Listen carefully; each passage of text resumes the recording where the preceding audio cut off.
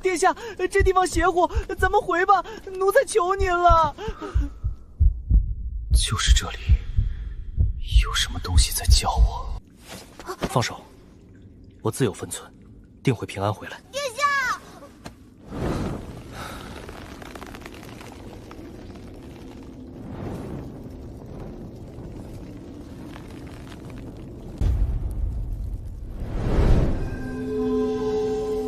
一颗蛋。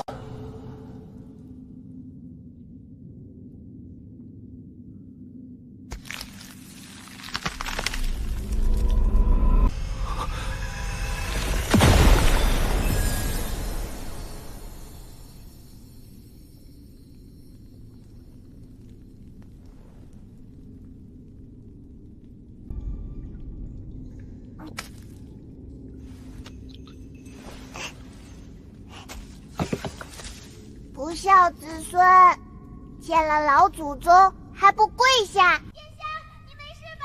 老祖宗，蛋3岁，戳我膝盖，我是不是炼丹吸多了丹气出现幻觉了？本座萧凌月，你祖爷爷的江山就是被你太爷爷的爷爷的蠢爹败光的，一股子亡国味儿把本座都饿醒了。萧氏子孙当勤政爱人，若懈怠荒淫，则国运衰减，龙脉隐气。看，都快按没了。护国灵童，老祖宗，抱本座上去，难道让老祖宗自己爬？太子殿下！唉，又来了，又要钱，朕的仙丹何时能成？300万两，又是300万两，国库的血都快被这蛀虫吸干了。皆是为民请命，望陛下圣财拨付。怎么回事？异动了！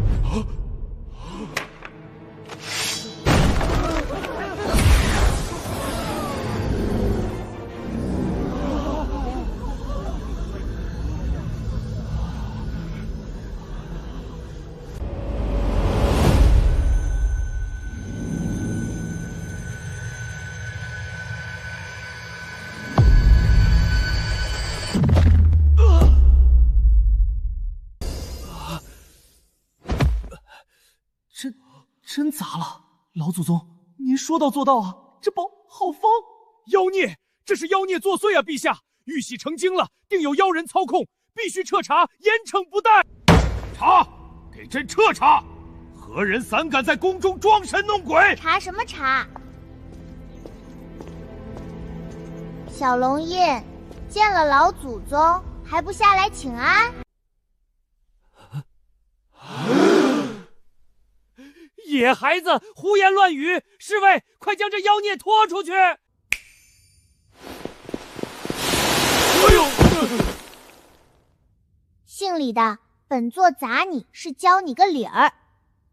贪墨的银子烫手，贪墨的官帽更烫头。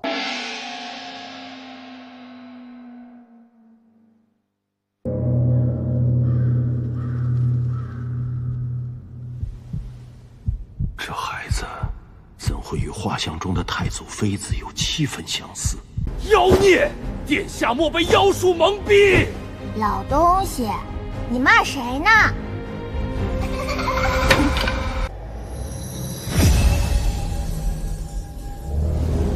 看清楚啦，本座当年可是签过生死契的。萧太祖妃子，怎会是你？本座睡了300年，气不气呀？炼丹的、贪墨的、装死的，统统给本座等着！老祖宗，您怀里藏的是雷符吧？好家伙，一夜之间，堂堂皇宫直接变育儿园，又怪又热闹。太子书房一半家国大事，一半奶娃刚需，离谱又好笑。萧孙，赶紧批奏折，本座盯着你呢，别想偷懒耍滑。这群没用的子孙不盯紧点，这江山迟早得被败光。是，老祖宗，臣这就开始处理政务。我这太子当的比奶爸还累。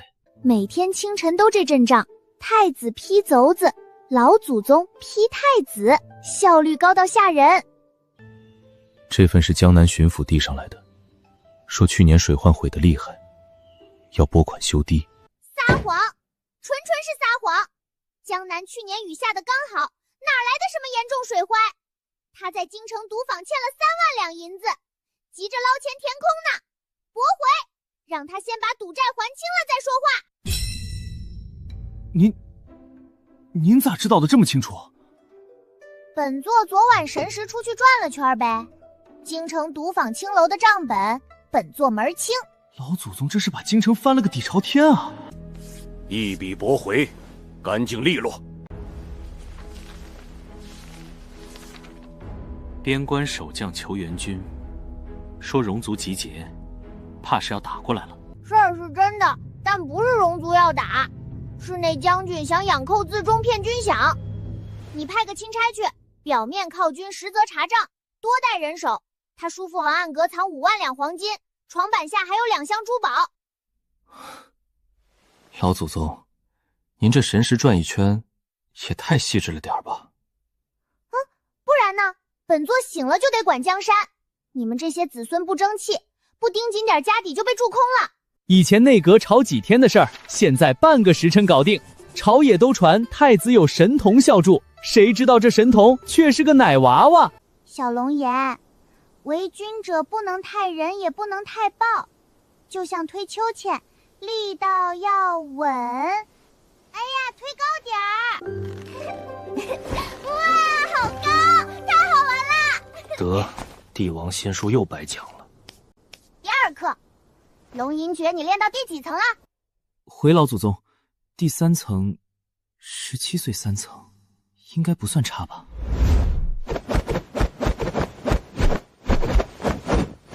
花架子，伶俐智仄，衔接生硬。你师傅谁啊？禁军统领赵猛将军。那个大块头，难怪教的这么笨。看好了，只演示一遍。龙吟诀重意不重形，伶俐当如江河奔涌。你练的是阉割版。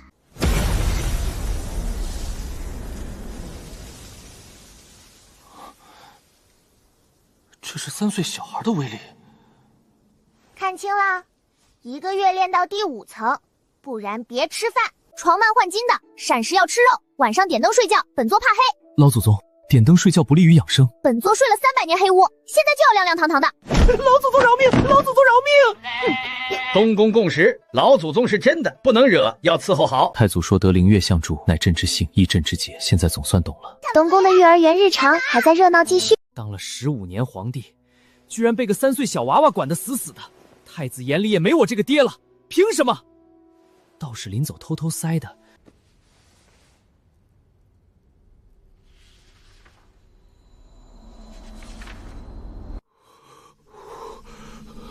成了，真的有用，朕要长生！这个蠢货，简直是在找死！老祖宗，怎么了？出什么事了？你爹在作死，那是邪功，透支寿元以阴煞，现在就是活靶子，跟本座走，晚了就来不及了。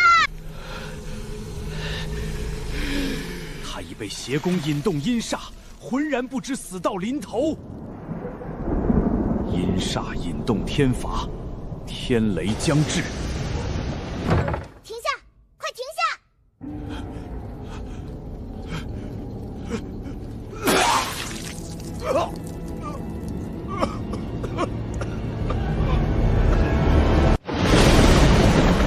父皇！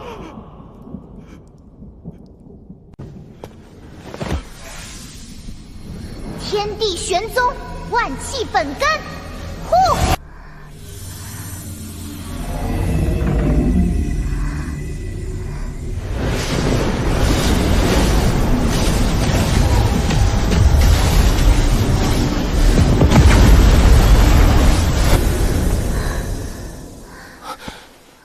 老祖宗，你没事吧？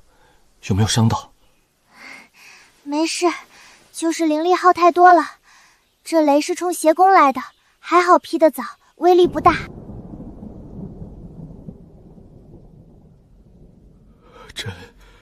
朕刚才差点被雷劈死，是老祖宗救了朕。陛下，你没事吧？老祖宗，朕。行了行了，知道错就得了。那破书烧了，以后别碰歪门邪道。想长寿，多吃饭，多睡觉，少折腾。爸，本座腿软，走不动了。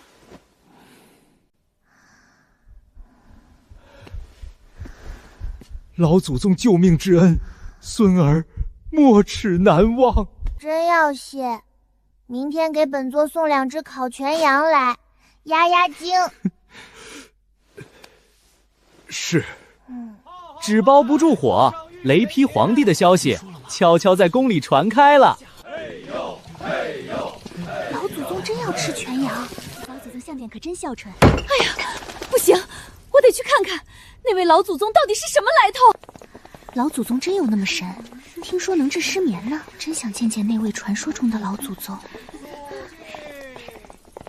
左边高点儿，不对，再低点儿。哎呀，你真笨，这点事儿都做不好。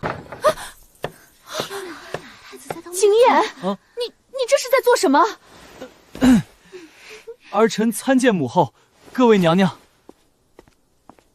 你们就是小龙印的媳妇儿吗？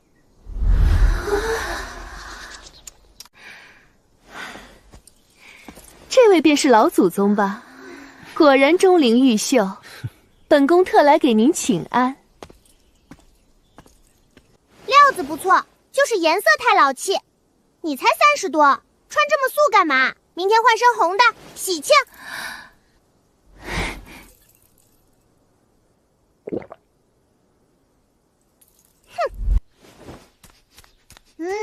香粉太浓了，熏得本座鼻子都痒。以后少用点，伤身体。老祖宗，尝尝妾身亲手做的桂花糕，刚蒸好的，糖放的刚好呢。老祖宗不爱吃甜的。糖放多了腻死了，火候还过了，有点焦，手艺不行啊。你晚上是不是总失眠，还老做噩梦？您怎么知道？印堂发暗，气血不调，回头本座给你画安神符，贴床头就好。不过别总想着争宠，有空多读书练字，修身养性比啥都强。人是真能治失眠。老祖宗，陛下他近日还好吗？没事，就是一时脑子糊涂，现在清醒了。你们别瞎打听，后宫要和睦，别整天勾心斗角，本座看着都累。是，老祖宗说的对。小龙叶，快来陪本座玩。儿臣参见母后，各位娘娘。母后见谅，儿臣先陪老祖宗。老祖宗，儿臣来了。再高点。好嘞。这皇宫好像真的不一样了。老祖宗，对一个来，求您再画一张。别急，第2天东宫直接挤爆了，求安胎的、求养颜的、过教孩子的全来了。肚子这么大还乱跑，安妃服贴肚子，别贴脑门上。谢谢老祖宗。多走动，别总躺，躺久了孩子懒。敷脸可以，但少算计，少生气。相由心生，你这眉头皱的能不老吗？按这个煮，1天3碗。快记下来。小时候玩不够背书，长看小龙印就是例子。当年被他爹逼着背《论语》，现在见书就头疼。这老祖宗真是拿他没办法。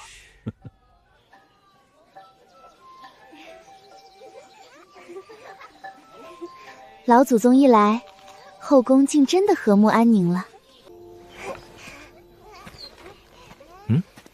老祖宗，您怎么这么喜欢管这些琐事呀？家国天下，先有家，后有国。家里乱七八糟，国能好到哪儿去？本座当年辅佐你祖爷爷打江山，就是想让子孙安居乐业，开开心心过日子。小龙颜，你以后当皇帝，记住，让百姓笑，比让百姓怕更重要。是，孙儿谨记，永不忘记。太子殿下千岁！再玩一次。一代小祖宗，稳住江山，暖了后宫。平静的日子被边关急报撕碎。戎族竟派使团入京，名为恭贺，实为逼宫，简直就是勒索！将税5成，白送粮茶丝绸，做梦！陛下，戎族骑兵太凶，边境本就不稳，这闹起来，怕是要兵乱了。打！我大燕儿郎何惧这群戎贼？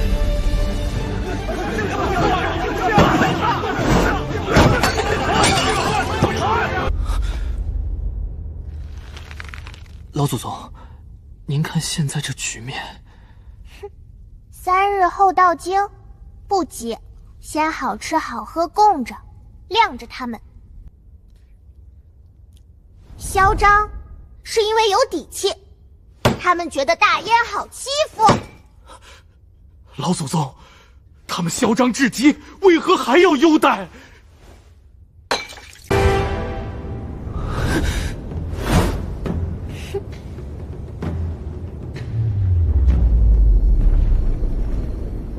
咱们得让他们看看，大燕的底气比他们更足。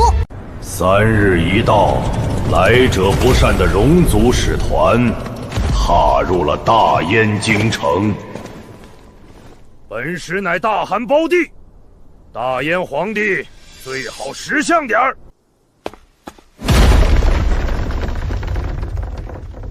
这破院子也配住我？连马都跑不开。我们草原羊圈都比这大。弑君息怒，京城寸土寸金，这已是最高规格。明天上朝，我倒要看看大燕还有几分底气。明天一上朝，先给大燕君臣一个下马威。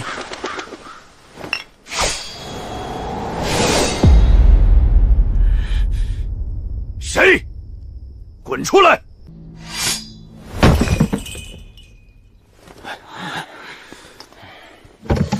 大燕人搞什么鬼名堂？这羊肉香的邪乎，好吃，这味道比我们草原第一烤羊师还绝，绝了！好酒，太烈太香了，这辈子从没喝过这么好的酒，比我们草原的马奶酒带劲儿100倍。好酒，金光、龙吟，肯定是喝多了。大燕的酒后劲儿够足。太和殿内暗藏乾坤，大燕的底气此刻方显。白虎，还是2头？大燕哪来这么多祥瑞？白虎是祥瑞，大燕居然能驯养2头，这是要镇住我们啊！此乃上古祥瑞彩鸾，3日前天降皇宫，其余太和殿不肯去，足见陛下仁德，感召天地。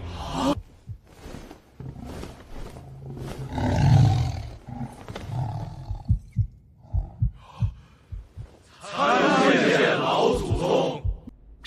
你就是那个跑来蹭吃蹭喝的戎族使臣，蹭吃蹭喝。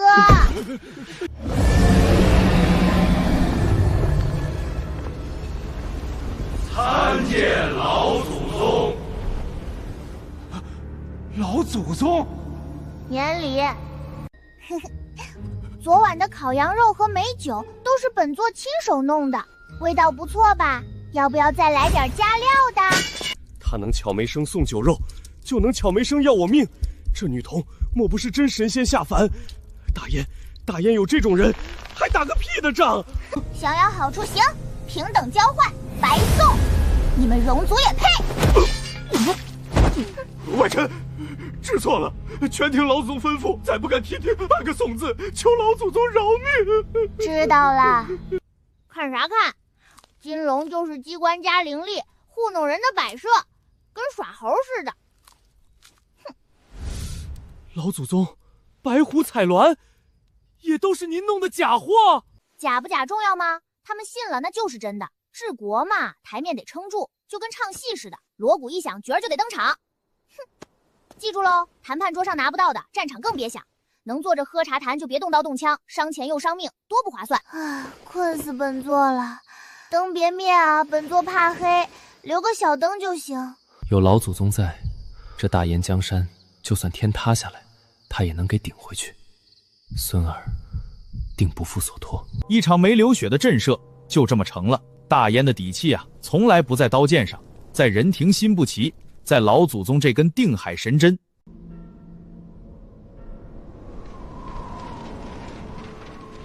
春闱在即，大燕京城炸了。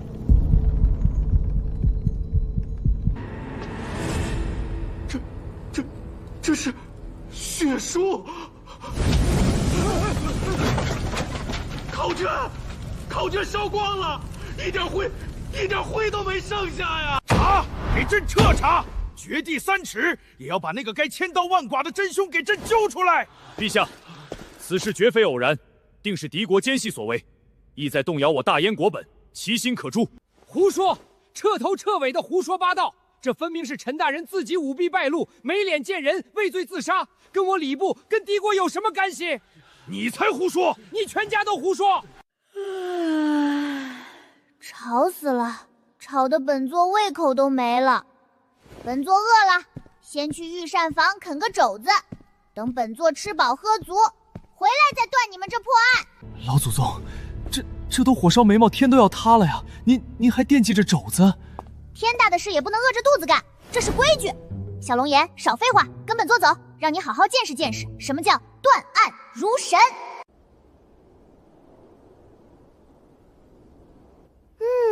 这才像点样子嘛。断案就得有断案的排场。3位嫌疑人悉数到齐，这好戏可就要开锣了。稳住，老子那晚在怡红院，12个花魁都给老子作证，人证铁案，谁也别想把这屎盆子扣老子头上。对，没事。天衣无缝，任你是大罗金仙，也休想查到我的头上。老祖宗明鉴啊！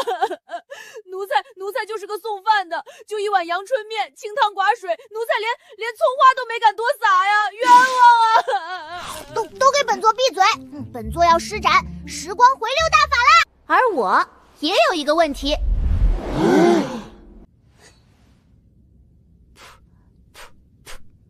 天地玄黄，宇宙洪荒，给本座献。老祖宗，亲祖宗哎，您这法术他到底行不行啊？这下脸丢大了。火候不够，急如律令，给我献！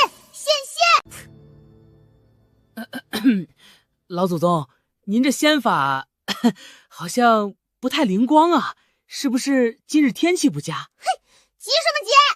你个死胖子，破镜子不听话，那就砸了他！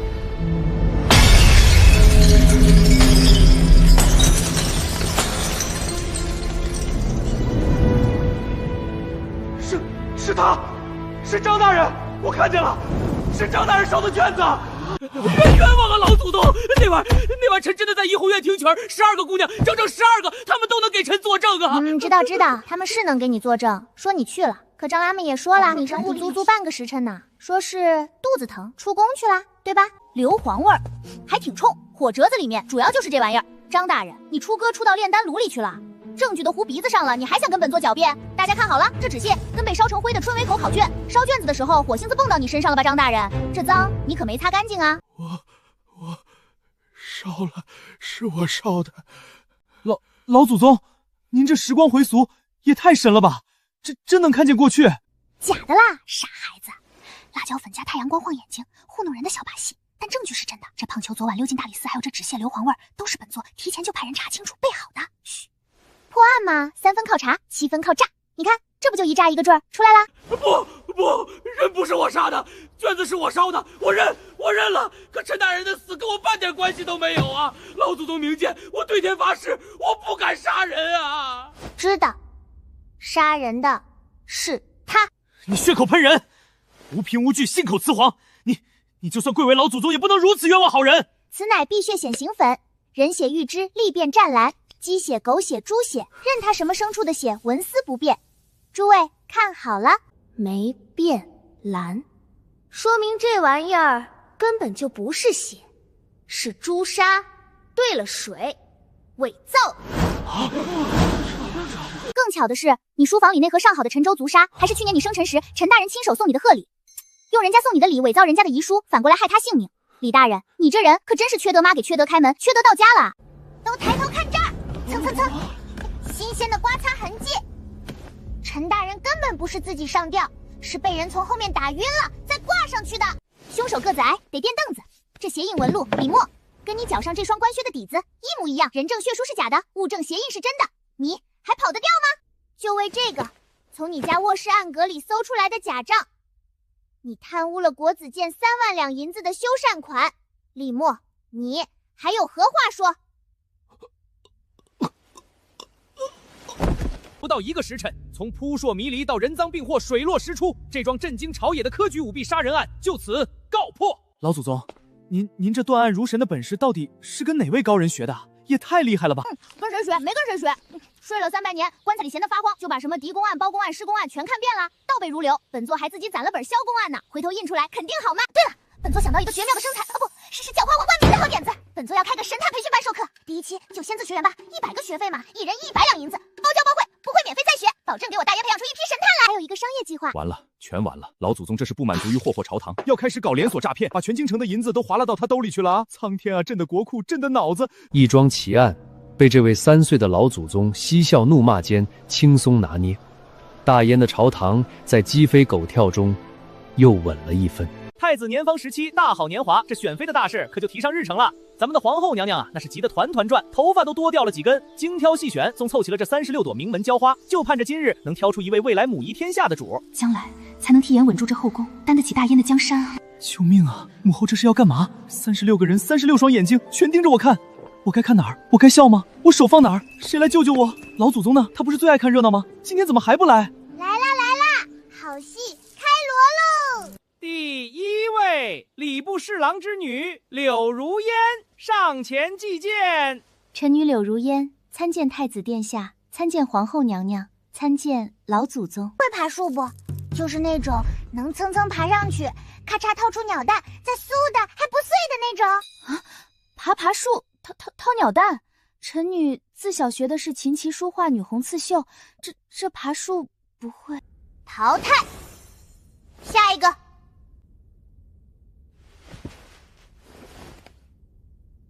臣女赵红玲参见太子殿下、老祖宗。能一顿吃3个这么大的红烧肘子不？吃完还得能舞一套剑，不许吐，一点都不许吐，能做到不？3个那么大的肘子，臣女习武之人，饭量畅可。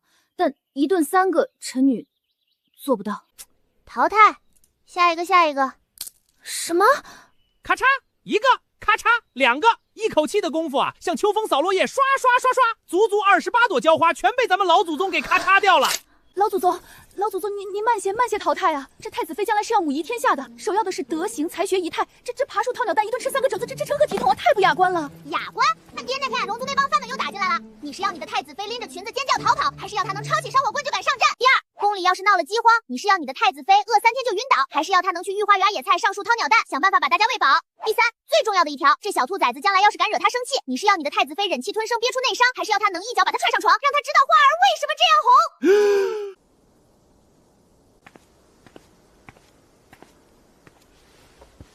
臣女苏文心参见太子殿下、老祖宗。敢跟本座顶嘴不？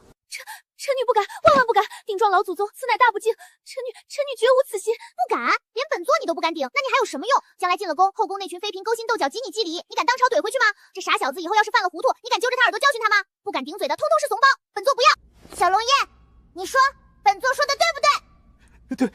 对，老祖宗您字字珠玑，句句在理，说的太对了。第36位。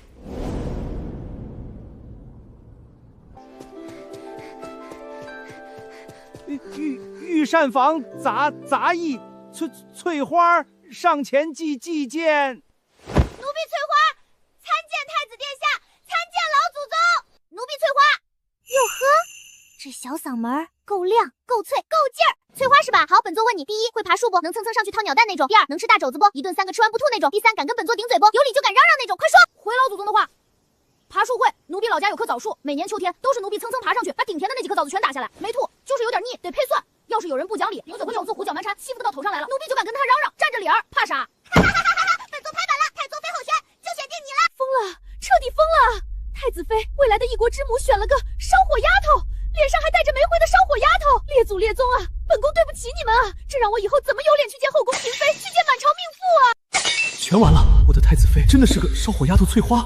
老祖宗，您这审美是不是在棺材里躺了3年，给堂劈叉了啊？老祖宗，您没叫错名吧？奴婢是御膳房烧火的翠花，不是哪家的小姐。身板子结实，一看就是干活的好料，不容易生病，胃口倍儿棒，能吃是福，身体好，嗓门够大，胆子够肥，心里不藏奸，有啥说啥，完美。这只是个烧火的丫头啊，这如何能当太子妃？威力一概不懂，出身天下，这会成为全天下的笑柄的啊！老祖宗，烧火丫头怎么了？本座还在一口石头棺材里不吃不喝睡了整整300年呢。论出身，你们谁有本座出身特别？论规矩，你们谁有本座懂得多？少拿那些虚头和骨努活着活得好，护得住自己，比什么都强，比谁高贵。不过嘛，想当本座认可的太子妃，光说不练可不行。最后一道考验，跟本座打一架。打架？又来？还要动手？天啊！哎呀，打一架！3岁老祖宗 VS 18岁烧火丫头，这选的到底是太子妃还是武状元啊？规矩很简单：一，谁被推出这个圈谁就输；二，手段不限，推拉拽撞爆大腿使绊子，就算上嘴咬，客气，尽管放马出来。老祖宗，这怎么行？奴婢不敢一伤着你。不敢？不敢？现在就给本座滚！滚回你的御膳房，烧一辈子火，本座身边不留怂包。力气是够的，性子也够虎，说冲就冲。就是这下盘虚的跟棉花似的，一拽就倒。从明儿个起，每天扎马步2个时辰，顶水碗，腿绑沙袋，本座亲自监督，保准给你练的下盘稳如老树盘根。小龙颜，你看好了，这股实诚没那么多弯弯绕绕打，还不怕你。关键娶了她，至少能保证3件事：一，将来后宫没人敢欺负你，因为她能帮你揍回去；二，你饿不死，她能给你弄吃的，比你母后选的那些风一吹倒的浇花管用多了，知道不？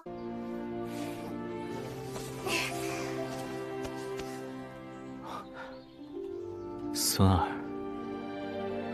听老祖宗的。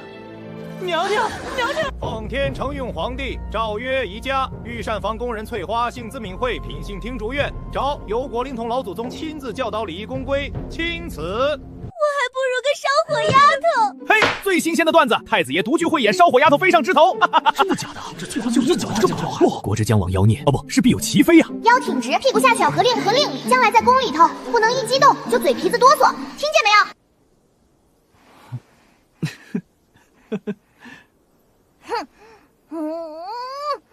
等我练好第一个造物。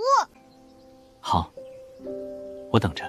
好像往后这东宫的日子是鸡飞狗脚跳，但大概也不会无聊。总算尘埃落定，谁能想到笑到最后的得，咱是那嘴里满脸太子侧妃翠花姑娘，这就算是正式上线了。往后的热闹啊还多着呢。坏消息总是比瘟疫跑得还快。南方某县不过死了3个人，这消息一进京城就跟长了翅膀发了疯似的，尸横遍野，瘟疫爆发，天麻人天相比，越传越邪乎，越传越吓人。为啥吗？因为皇不是喷令，太子要娶个烧火丫头，冲撞了天家气运，这才惹怒了上天啊！嘘，我给你讲个更绝的。我听我29姥姥家的外孙的连家说，怕是住在宫里那位3岁的是妖孽将士，这才招来的灾星。妖孽！哪个吃了雄心豹子胆的混账东西，敢在背后嚼本座的舌根？本座要是妖孽，第一个就把那造谣社的坏蛋抓来，扔进御膳房的大锅里，跟土豆一块炖了。老祖宗，您息怒，眼下这当务之急不是抓人造谣，是得赶紧稳住民心，平息恐慌啊！这谣言再传下去，京城非大乱不可。稳个屁！那是红桶能哄住的吗？靠救，靠让他们看见活路才能稳住的。光动嘴皮子有个屁用，得动手。传本座令：第一，太医院所有喘气儿的半炷香内全员集合，本座要亲自他们上课。第二，京城里所有说书唱戏的班子，还有那些乞丐头子，有叫到宫门外候着，本座有话吩咐。第三，所有官办私办的印子房，做全力开动，这不停。昼夜要是不够，就把宫里那些没用的啰里吧嗦的奏折全拉出去裁了当纸用。老祖宗，您三思啊！奏折那是国之文书，是朝政根本啊，怎能裁了当纸？奏折重要还是人命重要？少废话，赶紧去办！都给本座竖起耳朵，睁大眼睛，听好了。今天本座就给你们这群老榆木脑袋好好上一课，怎么防瘟疫？瘟疫多半是疫气在作祟，这看不见摸不着的疫气，它怎么传呢？病人的唾沫星子、肮脏的粪便，还有到处乱窜的老鼠、跳蚤，全是帮凶。所以预防第一招也是顶顶重要的一招，勤习课。马上用饭前饭后摸把手上的每一个缝都给我搓出泡泡来，然后再用清水冲得干干净净。这洗手清防疫之举，可这不知老祖宗有何依据？依据有啊，本座睡了300年的棺材板就是依据。300年前中原大疫尸山血海，为什么？就是因为那时候的人跟你们现在一个德行，觉得洗手多余，结果呢，义气顺着脏手，是嘴进嘴里染全身，死了一半的人。你们要是不信，现在立刻出去摸一下宫后头的粪坑，然后别洗手，回来再摸摸自己的嘴，尝尝味儿，看看会不会死。第2招，用干净的棉布叠上3层，做成面巾，严严实实的遮住口鼻，这样别人说话咳嗽喷出的义气大半就被挡住了。这招0。第3，水烧烧开放温了再喝，井里从今天起一口都不准碰，谁再敢喝做知道了就把他头朝下扔回那口井里，让他喝个够。第4，全民灭鼠除4害，传令下去，全城百姓抓1只老鼠，官府赏1文钱，抓1窝老鼠赏10文。御膳房从今天起别的活可以放，先给本座做100个不1000个结实的老鼠夹子出来，发给百姓用。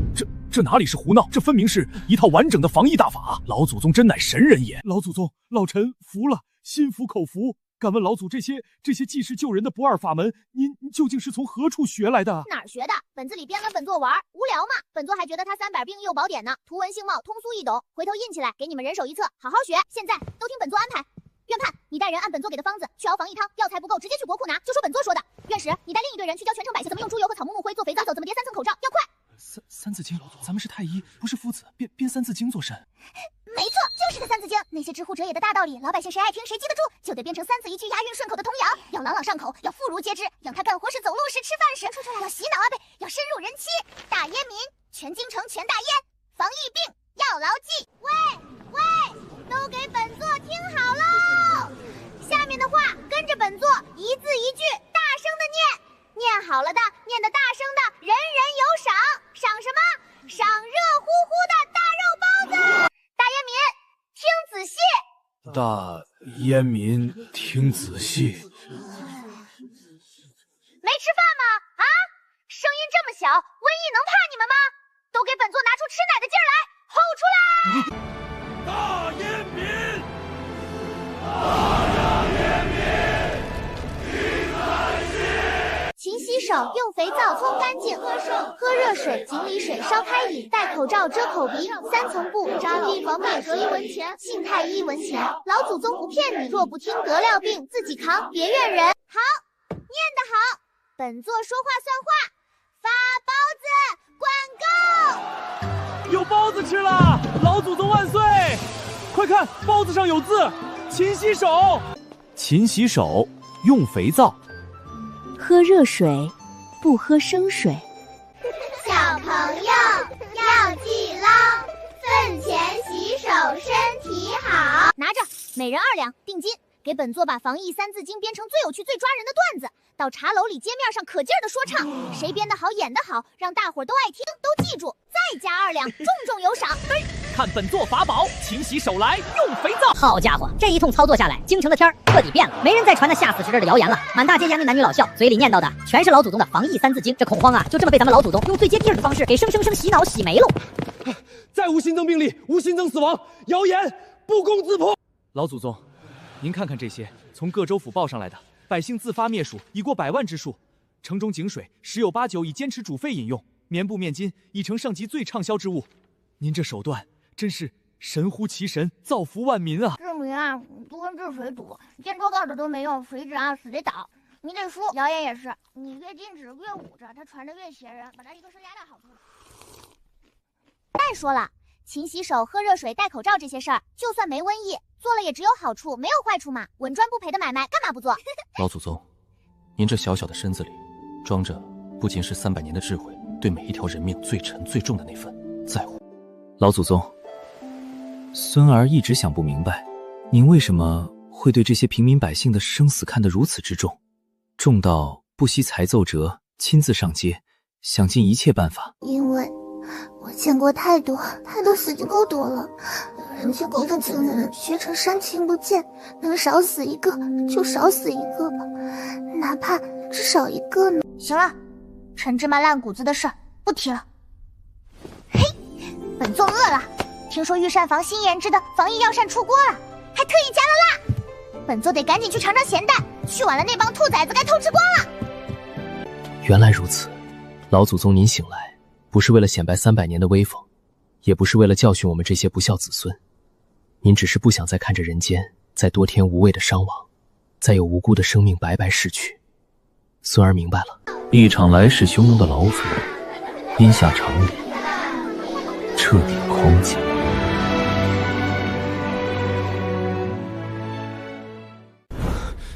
要疯了，我真的要被逼疯了！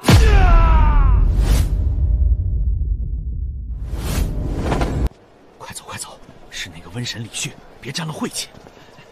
切，也不撒泡尿照照，自己现在是个什么德行，还当自己是李大人呢？来，过来。欺人太甚，不会让他们知道什么叫瘦死的骆驼，它也比马大。我要攻变，联络旧部，收买禁军，勾结境外势力，趁夜潜入皇宫，控制皇帝和太子，然后逼那个讨厌的小妖孽就范。事成之后，将此檄文昭告天下，让天下人都看看这大燕朝廷有多么荒唐透顶。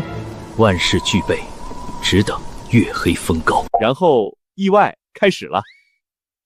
跟紧，这条密道是老夫10年前亲手所挖，直通御花园假山后面，神不知鬼不觉。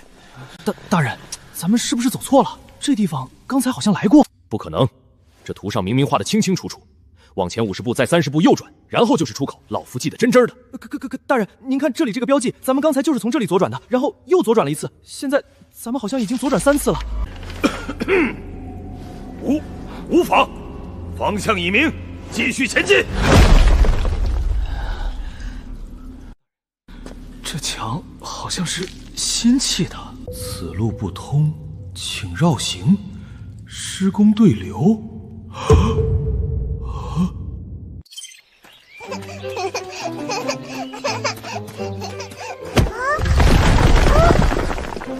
真是的，大半夜的，老祖宗撞坏的就得立马修好。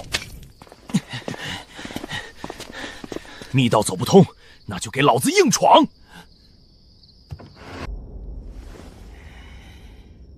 去！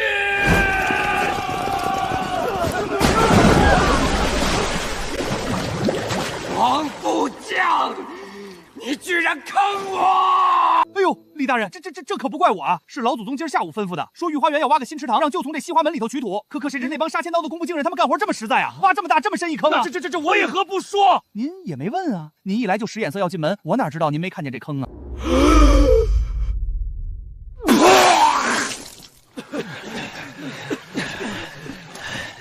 继续，目标前清宫。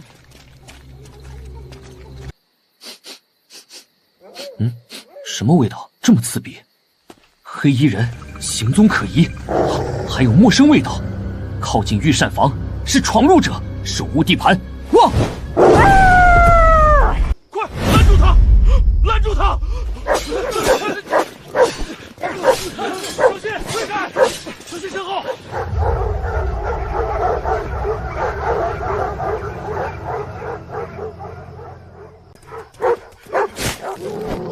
我的衣服！撤！快撤！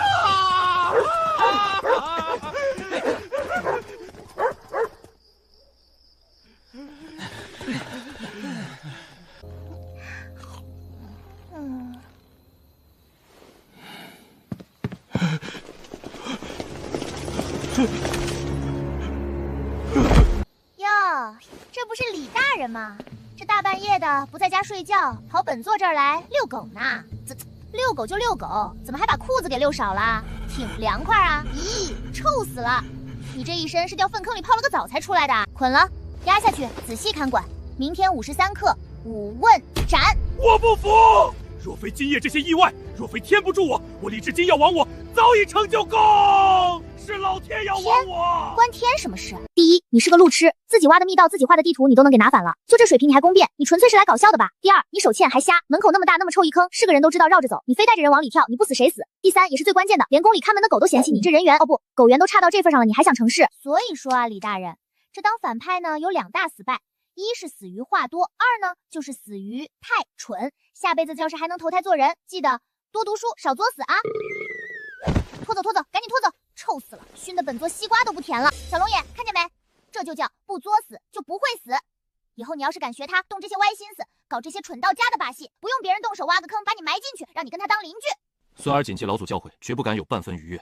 孙儿再说了，我也没他这么蠢啊。3日后，李治午门问斩，同党137人，流放的流放，罢官的罢官，一场荒唐的宫变闹剧就此落下帷幕。有趣的是，那晚立功的小狗全都得到了赏赐。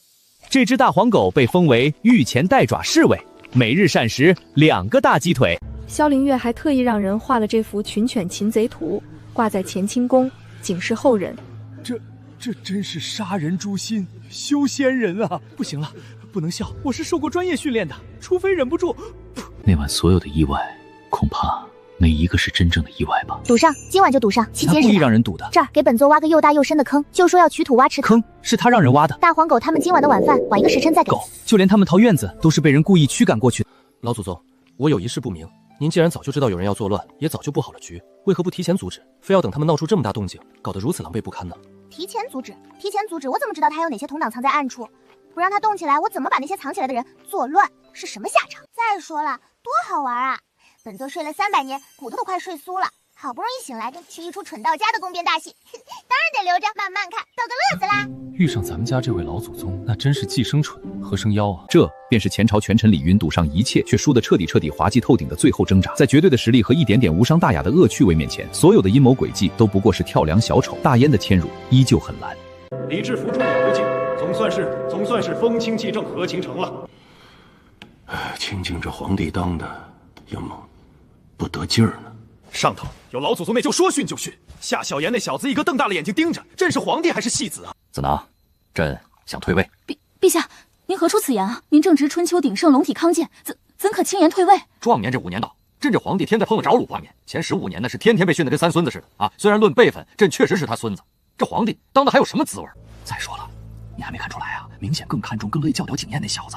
朕早点把这烫手的是这江山重担顺水推舟交给景砚，朕就能早点去行宫，去效你少花颐养天年。老祖宗他也能早点专心去折腾景砚了，不是？两全其美。行了，就这么定了。明日早朝，朕就颁诏天下。父皇，万万不可！儿臣年幼识浅，德薄才疏，如何能担得起这江山社稷之重？恐当大人啊！哎呀，你都快18了，还什么年幼？朕当年登基也才19，放宽心，有老祖宗在呢。再说了，那丫头臣看疼打的，以后啊就让她好好护着你，安全。